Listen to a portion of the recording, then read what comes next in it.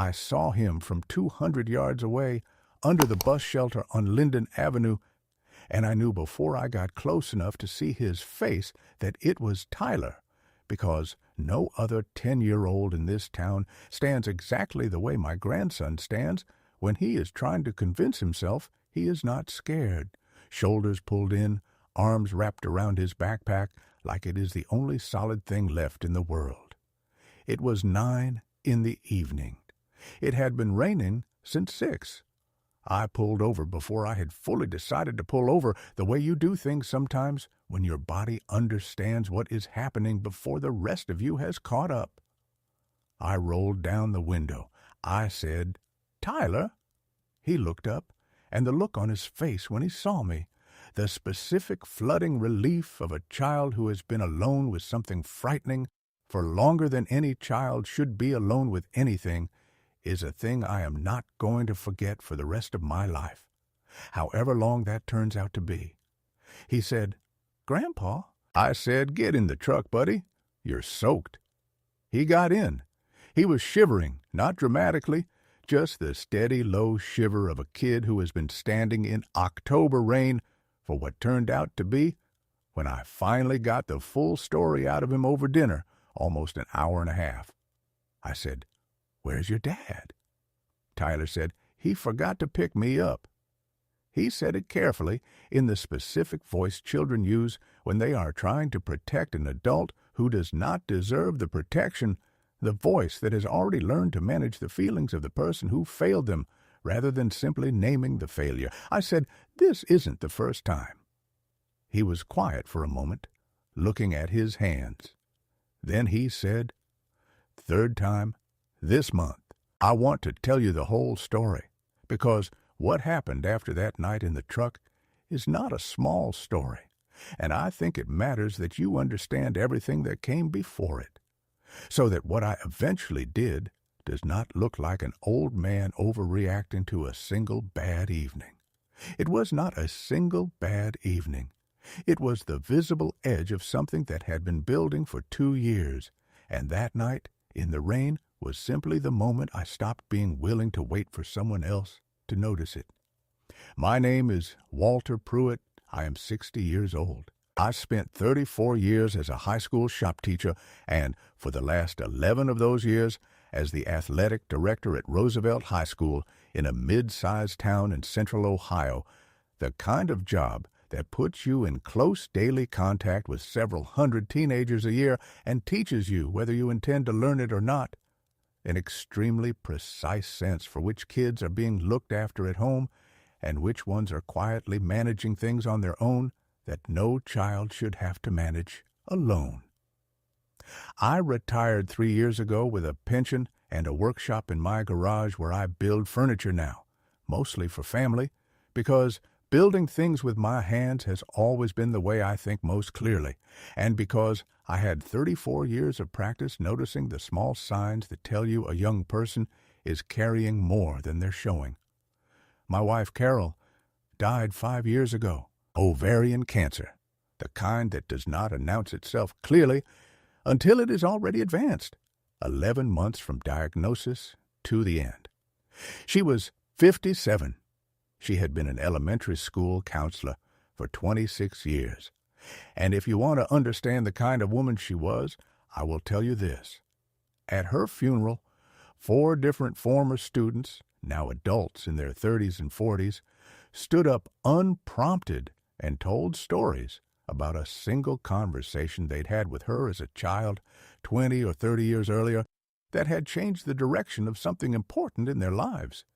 She had a gift for seeing children clearly, for understanding what was actually happening underneath whatever a child was presenting on the surface, and she spent her whole career making sure that the kids who were quietly struggling did not have to struggle entirely alone. She would have known what was happening with Tyler long before I did. I want to say that honestly because I think it matters to understand that I am not by nature the most perceptive person in any room. Carol was. I am the one who eventually catches up, usually a little later than I should, but catches up thoroughly once I do. She would have known what was happening with Tyler long before I did. I want to say that honestly because I think it matters to understand that I am not, by nature, the most perceptive person in any room.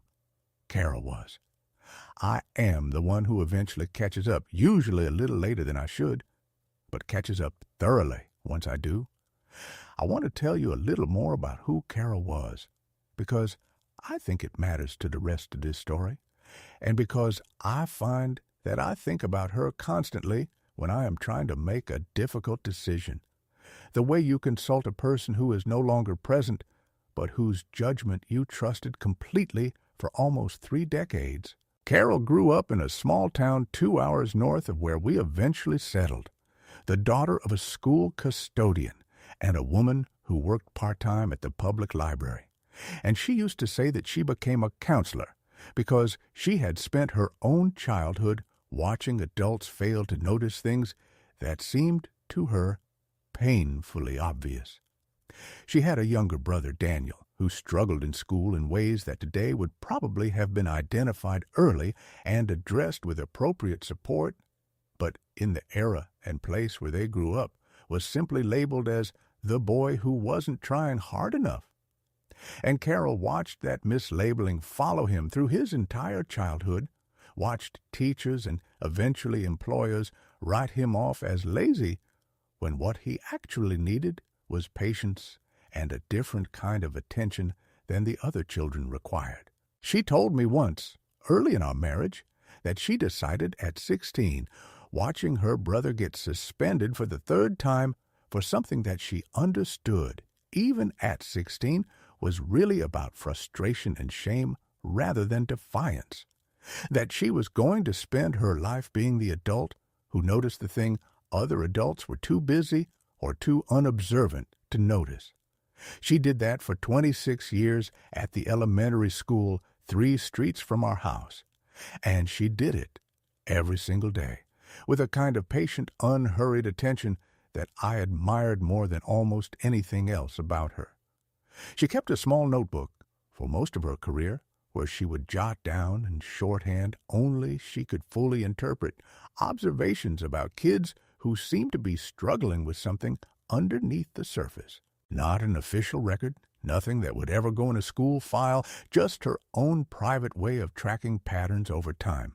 The same instinct, I realize now, that I eventually adopted myself without quite recognizing where I had learned it, filing things away in the part of my mind reserved for patterns I am not yet ready to act on. She used to say that the hardest part of her job was not identifying the kids who needed help. Most of the time, she said, you could see it within the first few weeks if you were actually paying attention instead of just moving through your day. The hardest part was convincing the adults around those kids, parents, sometimes other teachers, that a problem they had been quietly tolerating for months or years was actually serious enough to require a real intervention rather than just continued patience and hoping it would resolve itself. I have thought about that specific observation more than almost anything else of hers in the months since the night at the bus stop, because I recognize, looking back at my own 18 months of careful, patient watching, that I was exactly the kind of adult she used to describe, the one who could see the pattern clearly but kept extending patience past the point where patience was actually serving anyone, because acting on what I saw felt, in some part of me, like an overreach, like stepping into territory that was not mine to step into. Carol would not have waited as long as I did, I am certain of that. I think she would have found a way, gently but directly, to have the difficult conversation with Greg months before I eventually did, and I think she would have done it in a way that produced change without requiring the full weight of a legal process. Because she had a gift, which I have never fully possessed, for saying difficult things to people in a way that made them feel understood rather than attacked, even when the content of what she was saying was genuinely hard to hear. I did not have that gift.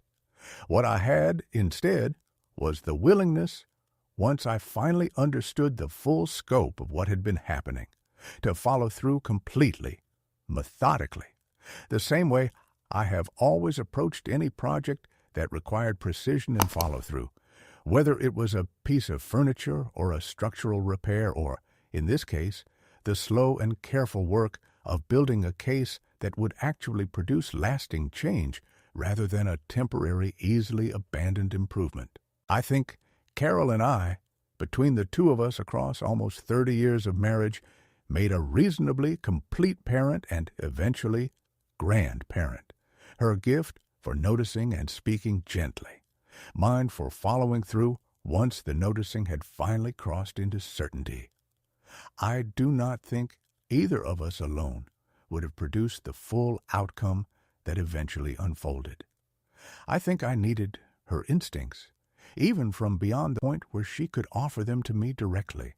And I have come to believe that some of what guided me through those difficult months after the bus stop was simply decades of having watched how she approached exactly this kind of situation, absorbed so thoroughly that I no longer needed her presence to draw on it.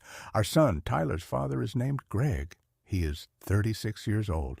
He works as a regional sales manager for an industrial parts distributor, a job that requires a fair amount of driving and a fair amount of what he describes as relationship management with clients, which involves dinners and golf outings and the kind of after-hours socializing that, in moderation, is simply part of certain careers, and that, without moderation, becomes something else entirely.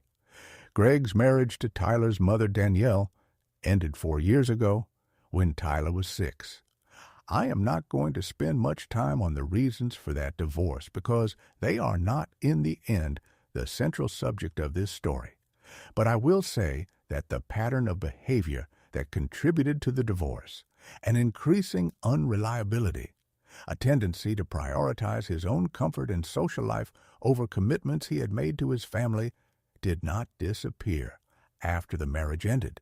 If anything, without Danielle there to manage around it, the pattern got worse because there was no longer anyone in the household whose daily presence forced a baseline level of accountability.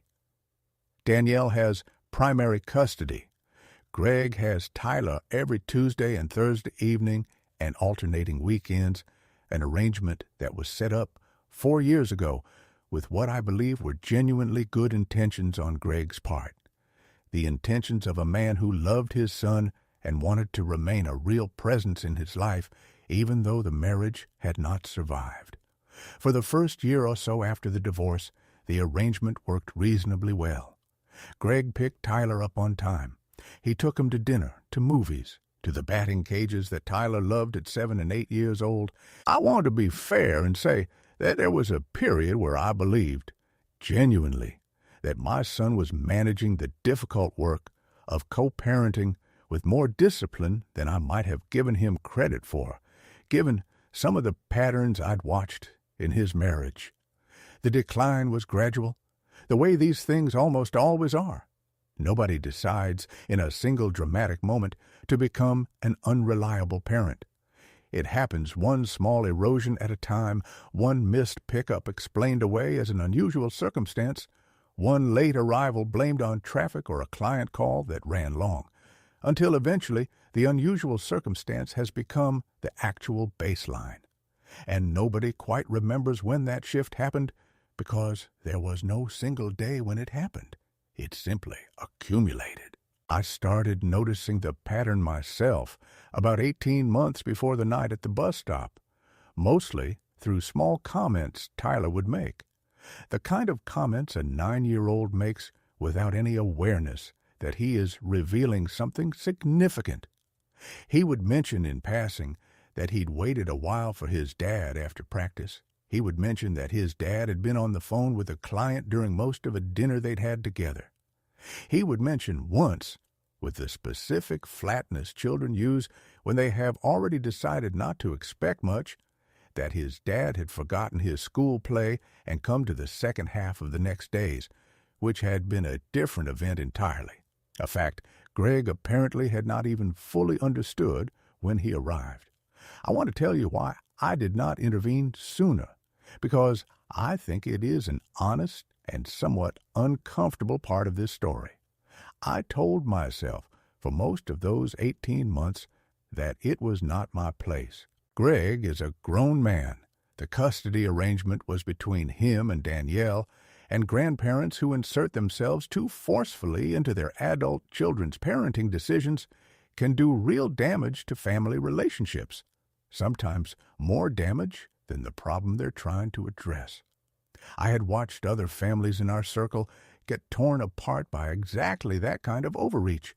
A grandparent who could not stop correcting and criticizing until the adult child simply stopped including them. And I did not want to become that grandfather, the one who loses access to his grandson because he could not resist the urge to manage everyone else's choices. So I watched. I noticed things. I filed them away the way I have learned to file things away across 60 years of life, in the part of my mind reserved for things I am not yet ready to act on, but am also not willing to forget. What changed, what made the night at the bus stop different from every accumulated small failure that came before it, was the specific image of my grandson standing alone in the rain for an hour and a half at 9 o'clock at night in a town that, while not dangerous in any extreme sense, is not a place where a 10-year-old should be standing alone after dark with no adult aware of where he was. I drove him home, not to Greg's apartment, to my house, the house Carol and I bought 30 years ago, and that I have lived in alone since she died, because Tyler was shaken and hungry, and I was not going to drop him at an empty apartment to wait for a father who had already, once that evening, failed to show up when he was supposed to. I made him dinner, grilled cheese and tomato soup, the meal Carol used to make for him when he was smaller and would come stay with us on weekends, a meal that still has, I think, some specific comfort attached to it from those years, because he ate it the way a person eats something that is doing more than just feeding them. While he ate, I asked him, carefully, gently, the kind of questions I learned to ask across 34 years of working with teenagers who needed to be asked things carefully in order to actually answer honestly what the last few months had actually been like. Not just the pickups, everything. What he told me over the course of that dinner and the hour afterward while we waited for his mother to come get him, because I had called Danielle directly rather than calling Greg, painted a picture that was considerably worse than the small comments I had been filing away for 18 months. The third missed pickup that month was not actually the third missed pickup in some isolated recent pattern. It was, Tyler told me, something that had been happening with increasing frequency for almost a year, sometimes resolved by Greg's girlfriend, a woman named Brittany, whom I had met twice and had formed no particular opinion about, picking Tyler up instead when Greg called her in a minor panic from wherever he actually was.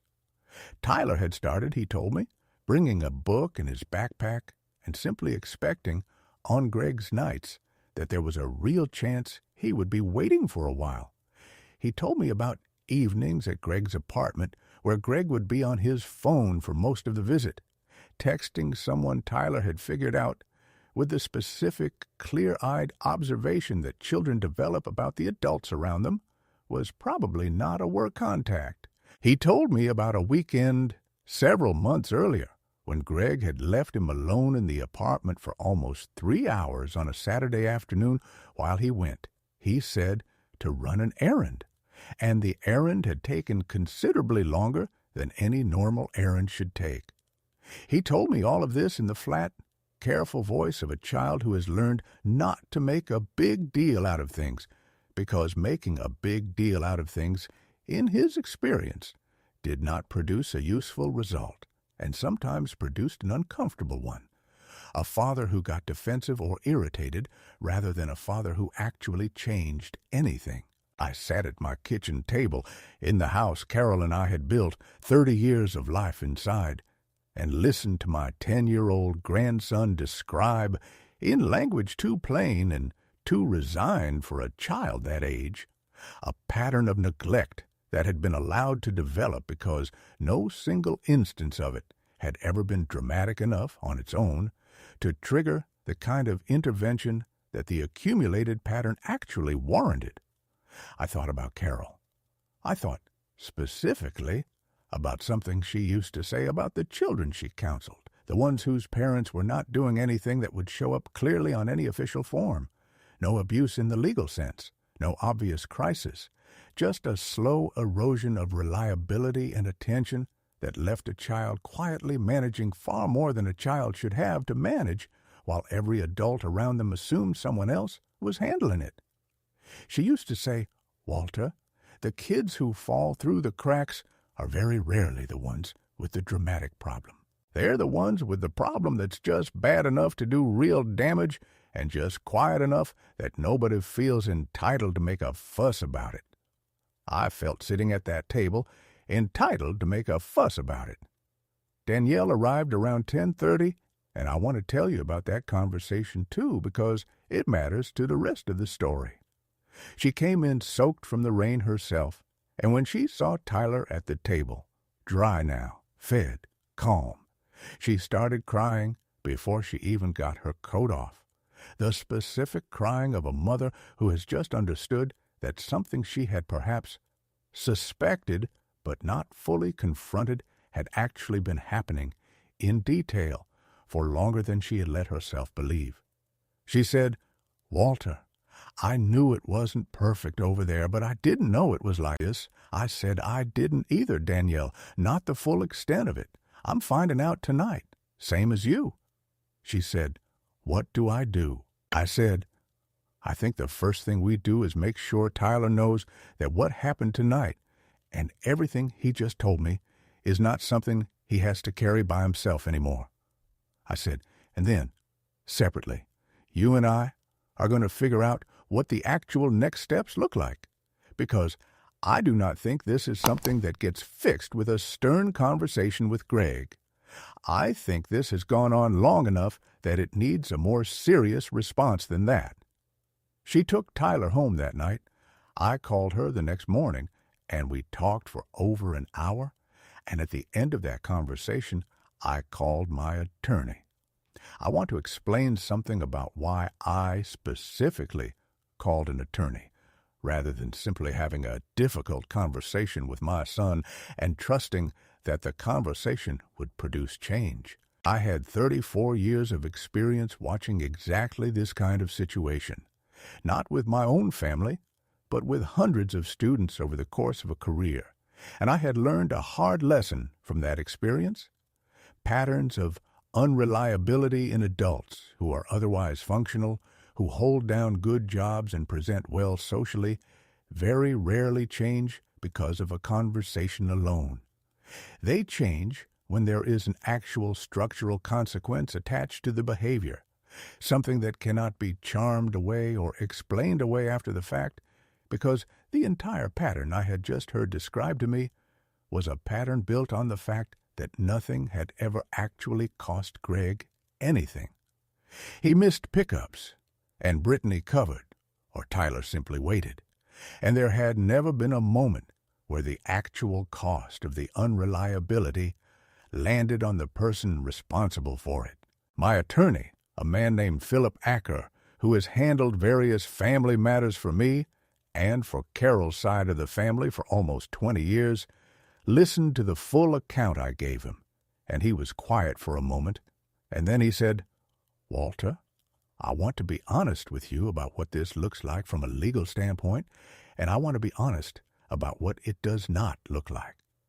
He explained that what Tyler had described, while genuinely concerning and clearly constituting neglect in a meaningful sense, was unlikely to meet the threshold for the kind of emergency intervention that people sometimes imagine when they hear a story like this, because there had been no physical harm, and because the pattern, while serious, was the kind of slow erosion that family courts are often reluctant to act on dramatically, without an escalating series of documented specific incidents. What he said instead was this.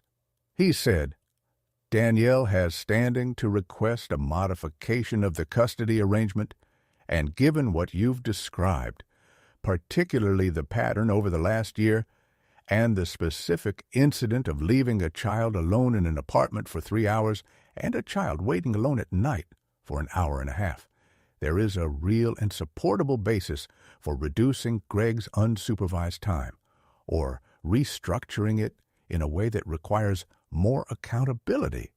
Things like requiring him to confirm pickup arrangements in writing, building in financial or scheduling consequences for missed exchanges, possibly requiring a transition period where exchanges happen through a third party or a more structured handoff process. He said, the key thing, Walter, is documentation. If Danielle wants to pursue this, and I think, given what you've told me, she has every reason to, the case is going to be built on specifics, dates, times, what Tyler said. Who else can corroborate it? I asked if I should be the one initiating something or if this needed to come from Danielle directly. He said it needed to come from Danielle as the custodial parent, but that there was absolutely a role for me to play as a supporting witness and, frankly, as a grandparent whose own credibility and standing in the community could matter in front of a family court judge, particularly given my professional background working with young people. I called Danielle back that afternoon and relayed all of this. She had already independently started thinking along similar lines, and over the following 2 weeks, we built, carefully and methodically, the documentation Philip had described. Danielle went back through her own records, text messages with Greg about pickup times, instances where she'd had to rearrange her own schedule because Greg had called, asking her to step in at the last minute. I wrote out, as precisely as I could remember it, everything Tyler had told me that night, dated and detailed. We talked to Tyler's teacher, carefully, without putting undue pressure on a 10-year-old, and learned that his teacher had independently noticed Tyler seeming tired and distracted on Wednesday mornings, the day after his Tuesday evenings with Greg, a detail that, on its own, would have meant little, but that fit precisely into the larger pattern we were documenting. I want to tell you about the period of about 3 weeks during which all of this was happening quietly in the background, because I did not say anything to Greg during that time, and I think people sometimes assume that I must have confronted him immediately the night I picked Tyler up from the bus stop, and that is not what happened. I made a deliberate choice, the same kind of choice I had learned to make across decades of working with teenagers, that an immediate emotional confrontation in the heat of discovering something upsetting almost never produces the outcome you actually want. It produces defensiveness. It produces a scramble to manage the immediate moment rather than a genuine reckoning with the underlying problem, and it gives the person being confronted the opportunity to control the narrative before anyone else has had the chance to gather a clear picture of what is actually true. So I said nothing to Greg directly. I continued to see him at the normal family occasions during those 3 weeks, a Sunday dinner, a phone call about an unrelated matter, and I behaved, I am sure, in a way that gave him no indication that anything significant was happening, because nothing was going to happen until Danielle and I, together with Philip Acker, had built something solid enough to actually produce change, rather than just produce a difficult conversation that Greg could apologize his way through and then quietly return to the same patterns 6 weeks later. Danielle filed the motion to modify the custody arrangement on a Thursday morning, 4 weeks after the night at the bus stop. Greg found out, as these things usually happen, through being served with the paperwork, which I understand from Danielle was a moment of genuine shock for him, because, as far as he had known, the bus stop incident had been resolved with a single, slightly awkward phone call where Danielle had told him, the morning after, that they needed to talk about pickup reliability, a conversation he had apparently treated as a minor scolding rather than as the first visible sign of something much larger already in motion. He called me that evening, the day he was served. I want to describe this call carefully because it is, in many ways, the emotional center of this entire story. He said, "Dad, did you know about this?" I said, "Greg, I want you to think very carefully about how you want this conversation to go, because I am going to be honest with you regardless. But I think it matters whether you actually want to hear what I have to say or whether you called me looking for an ally against your ex-wife." There was a long silence. Then he said, "I don't know what I called for. I'm just scared, Dad. I'm scared I'm going to lose time with my son." I said, "Greg, I was there the night your son stood alone at a bus stop in the rain for an hour and a half because you forgot him for the third time that month. I made him dinner. I listened to him tell me things about the last year that I did not know, and that, frankly, broke my heart to hear. And I think, if you are honest with yourself, you already know most of what he told me, because you were there for most of it." He did not say anything for a long time. I said, "I did know about the legal filing before you got served, yes. I knew because I was part of helping Danielle and Philip put together the documentation, because what your son described to me that night was not a single bad evening, Greg. It was a pattern, and patterns are the only thing that actually justify the kind of step Danielle has taken. And I want you to understand that nobody did this casually or vindictively. This was the result of a great deal of careful thought about what would actually help Tyler. He said, 'You should have told me.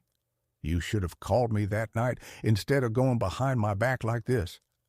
I said, 'Greg, I want you to really sit with the next thing I'm going to say, because I think it is the most important thing in this entire conversation. If I had called you that night, in anger, the way you're suggesting I should have, what do you think would have happened? I think you would have apologized. I think you would have meant the apology genuinely, in the moment. And I think, based on 18 months of small apologies that I watched happen and then watched dissolve back into the same patterns within a few weeks, that nothing would have actually changed, because nothing in that conversation would have had any real consequence attached to it. You have apologized your way through this pattern for almost 2 years, Greg, and the apologies have never cost you anything, and so the behavior never had a reason to change." He said, "So this is a punishment?" I said, "No. This is a consequence, and those are different things, even though I understand why they feel the same to you right now. A punishment is something designed to make you suffer.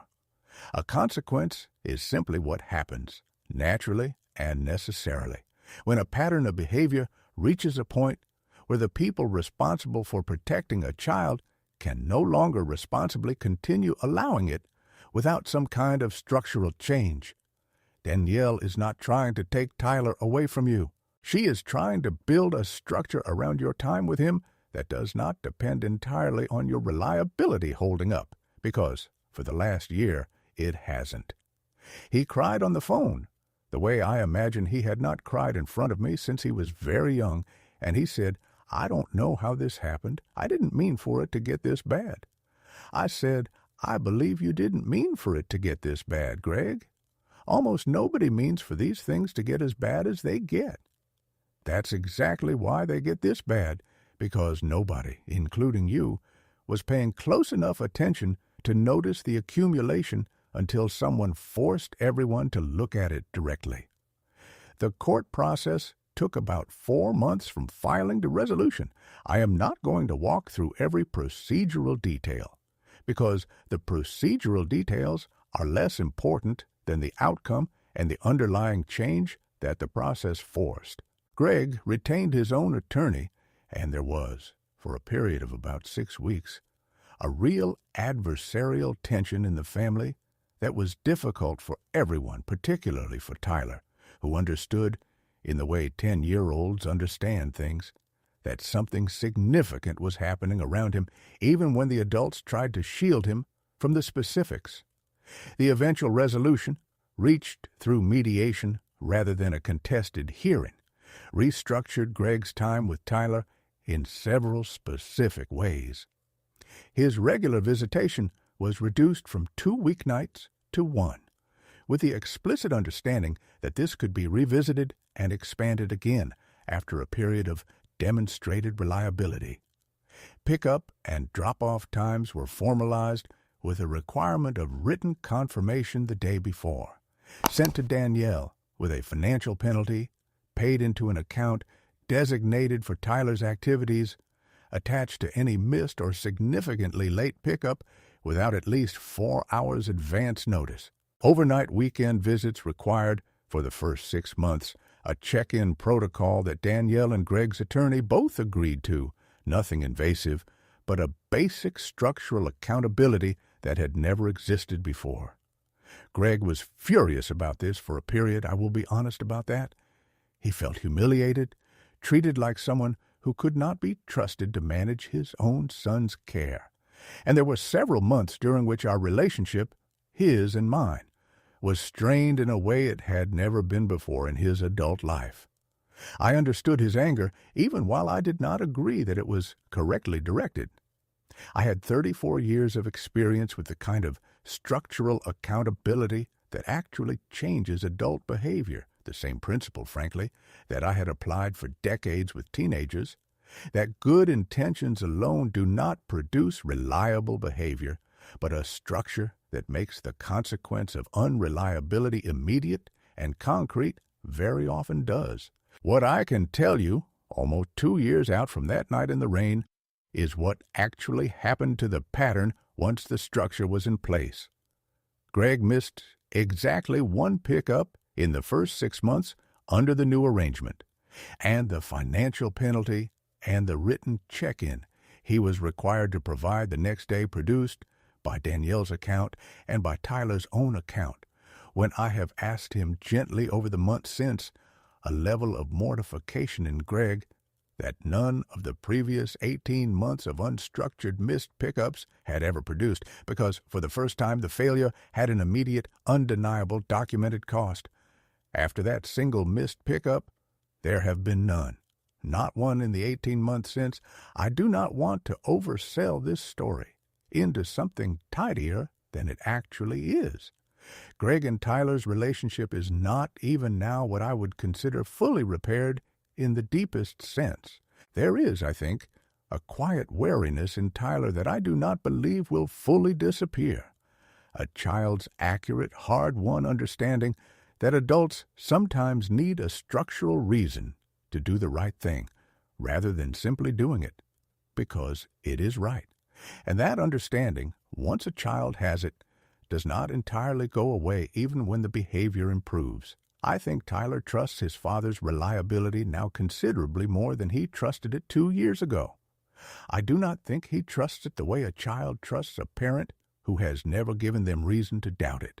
And I think that is simply a cost that exists now, permanently, as part of what happened.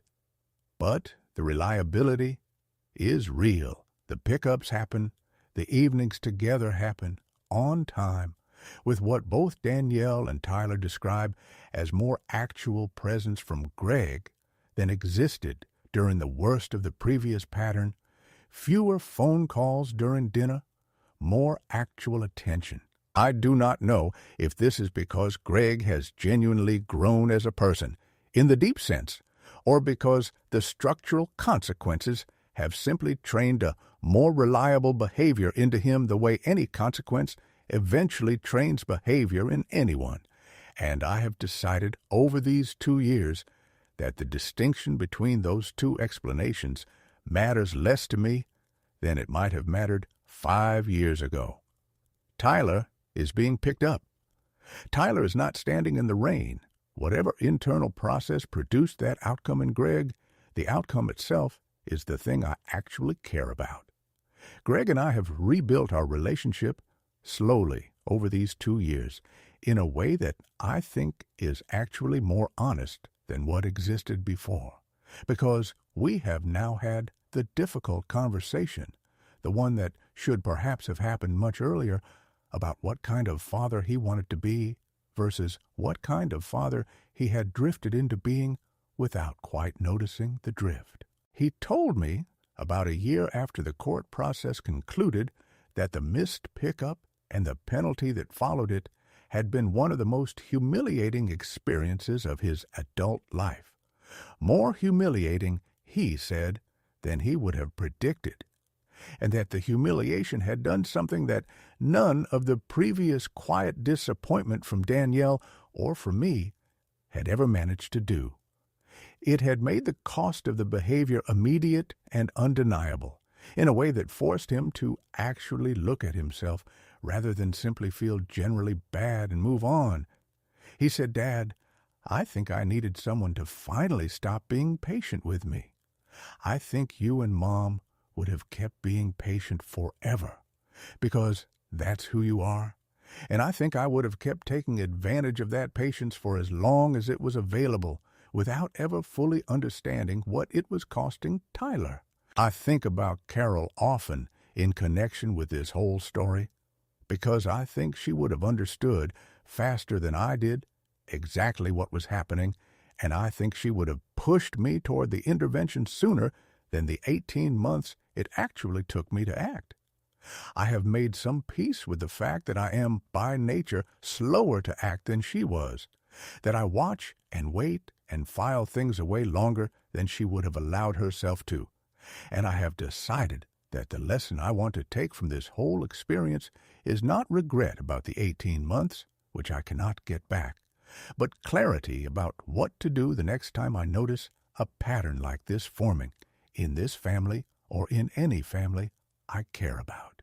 The lesson, I think, is this: quiet patience, the kind that waits and watches and hopes a situation will improve on its own, has its place.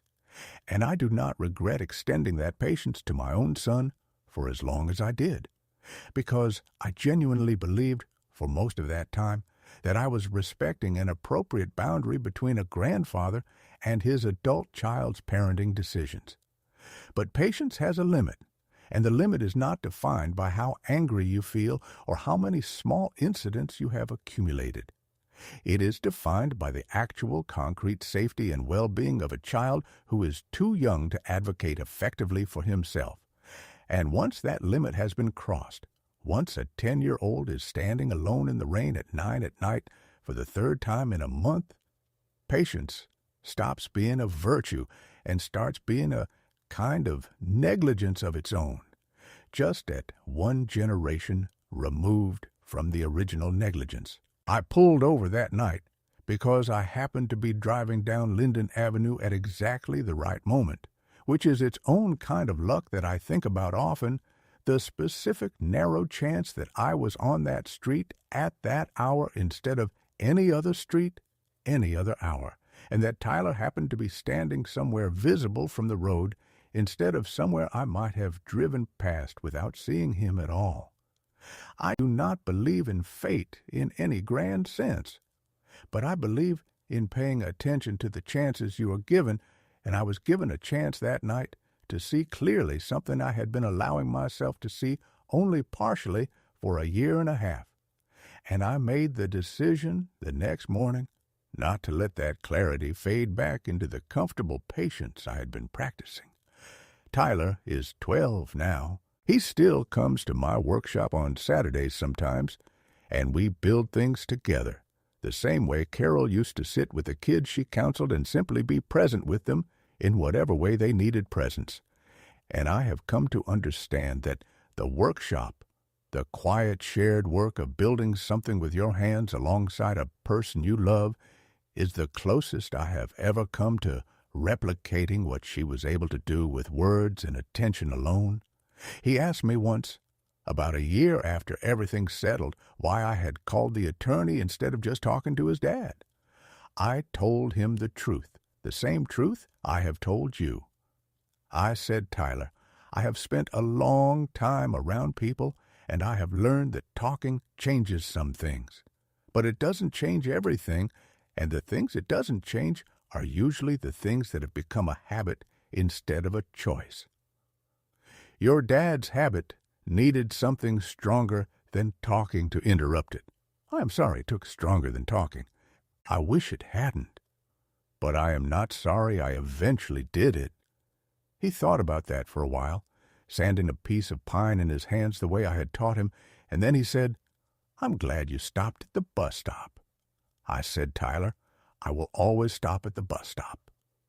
That is the only promise I am going to make you today, but I want you to know it is one I intend to keep for as long as I am able to drive a truck down a road and see you standing somewhere you should not have to stand alone." He nodded and went back to sanding, and the rain that night, all those months ago, has become, in the time since, not a wound exactly, but a hinge, the specific point where one kind of family story ended and a different, more honest one began, built not on the comfortable patience I had practiced for too long, but on the harder, more useful thing that came after it, the willingness finally to let a consequence land exactly where it needed to land.